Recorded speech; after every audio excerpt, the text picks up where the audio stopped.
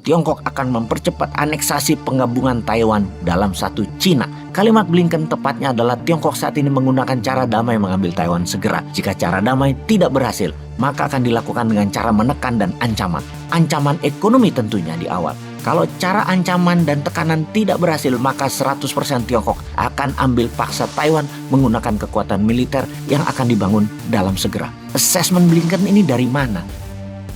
Bayangkan dua negara besar Tiongkok yang GDP-nya 20 triliun dolar dengan Amerika yang GDP-nya 25 triliun dolar saling serang perang militer. Tiongkok yang merupakan negara produsen dunia nomor 1 dan Amerika, negara pengendali informasi teknologi dan energi nomor 1 di dunia, berperang secara militer. Akankah hal ini terjadi? Maka yang pertama-tama dilihat paling gampang adalah sifat pemimpin nomor 1-nya saja. Biden yang partainya suka perang dan sering cari perkara, mau perang dunia pertama, Demokrat partainya yang memasukkan Amerika ke perang dunia pertama di zaman Woodrow Wilson, Franklin Delano Roosevelt di perang dunia kedua, Lyndon B. Johnson di perang Vietnam, krisis ekonomi, krisis politik di tahun 98, hajar Indonesia pakai economic hitman-nya adalah era Clinton, hajar Bung Karno diganti Pak Harto, era Kennedy dan LBJ, Lyndon B. Johnson, semua dari Partai Demokrat. Sementara pemimpin Tiongkok yang doyan perang hanya Mao Zedong melawan Chiang Kai-shek sejak tahun 1928 hingga 1949, perang saudara mereka pada saat itu. Deng Xiaoping tidak. Dia bapak ekonominya Tiongkok. Begitu juga Jiang Zemin hingga Hu Jintao. Semua pembangun ekonomi.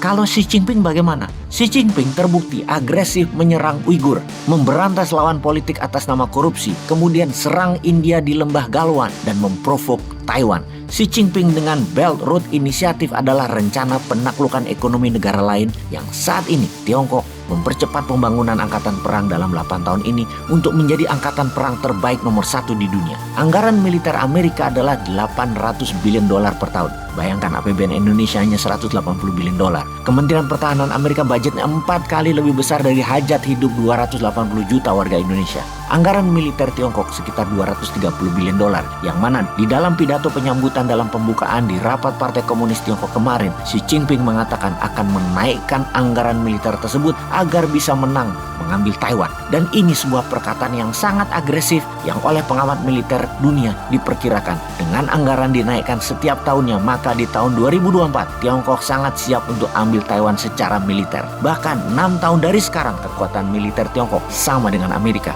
Karena itu berkali-kali dalam narasi Bosman mengatakan kalau Amerika tidak serang Tiongkok di Laut Cina Selatan sekarang ini, maka akan selamanya Amerika tidak akan bisa mengalahkan Tiongkok. Di tahun 2045 Amerika adalah negara nomor 4 kekayaan GDP dunianya dan tidak akan bisa jadi nomor 1 lagi. Dua negara akan menjadi rebutan posisi paling atas adalah Tiongkok dan India. Indonesia kalau mau diperhitungkan, maka era reformasi harus selesai di tahun 2024. Ganti dengan era New Mind. Kelihatannya tidak mungkin New Mind konsepnya bisa berubah. Sebuah era reformasi yang telah 25 tahun berkuasa, bahkan incumbent punya peluang masih bisa melanjutkan eranya, di mana calonnya dan popularitas incumbent yang saat ini masih tinggi, maka era reformasi di tahun 2024 belum tentu berakhir. Walau paling tinggi hanya begini-begini saja ekonominya, negara plus keadilan bagi rakyatnya yang tidak pernah ada, namun dia begitu populer incumbentnya, ya sulit juga New Mind ini masuk. Tapi semua itu worth a try, layak dicoba bagi New Mind. Karena itu New Mind mengharap perang aja deh di Taiwan segera, biar dunia di reset. Kita lihat peluang perang di Taiwan sekarang. Ini bukan perkataan Bosman, namun Antony Blinken yang mengatakan. State Secretary-nya Amerika atau komando ketiga pemimpin tertinggi Amerika dalam chain of command-nya Amerika yang mengatakan bahwa Tiongkok akan mempercepat aneksasi penggabungan Taiwan dalam satu Cina. Kalimat Blinken tepatnya adalah Tiongkok saat ini menggunakan cara damai mengambil Taiwan segera. Jika cara damai tidak berhasil, maka akan dilakukan dengan cara menekan dan ancaman. Ancaman ekonomi tentunya di awal.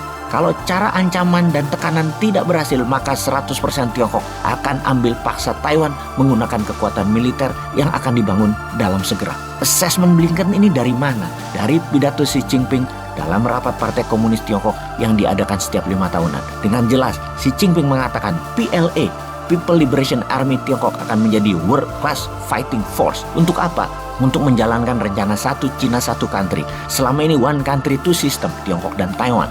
Chinese Reserve Necessary Measurement Against Taiwan adalah perkataan Xi Jinping yang diartikan Blinken sebagai rencana besar mengambil Taiwan. Tentunya semua ini adalah bluffing gertakan Tiongkok ke Taiwan dulu. Kalau gagal, maka serangan militer pasti akan dijalankan. Waktunya yang kita belum tahu dan belum bisa baca saat ini. Ada baiknya sekarang kita membaca kekuatan militer dua negara, Amerika dan Tiongkok. Saat ini Amerika memiliki 296 kapal perang besar dan 11 kapal induk flight carrier. Tiongkok memiliki 355 kapal perang dan 3 kapal induk dan sedang membangun 4 buah lagi. Ada lagi yang menghitung kekuatan militer Amerika terbaik adalah di era tahun 80-90-an, di mana jika dibandingkan kekuatan tersebut, pesawat tempur, bomber, kemampuan pilot, serta amunisi tentara Amerika itu menurun kekuatannya 30%. Saat ini jika dibandingkan dengan tahun 80 dan 90-an. Sementara Tiongkok saat ini adalah kekuatan militer yang tertinggi sepanjang masa. Walau kalah dari Amerika, namun perang di Taiwan adalah perang naval war bagi Amerika. Namun bagi Tiongkok, perang darat, laut, udara.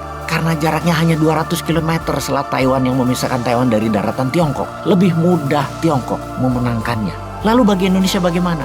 Di tahun resesi, di tahun inflasi, di tahun harga-harga tinggi dan semakin mahal, ditambah perang semakin mendekat, apa rencana membuat Indonesia untuk menjadi negara nomor 1 di dunia di atas Tiongkok, di atas India, di atas Amerika di tahun 2045? Mana? Masa hanya opsinya perpanjangan jabatan atau ganti presiden doang sih?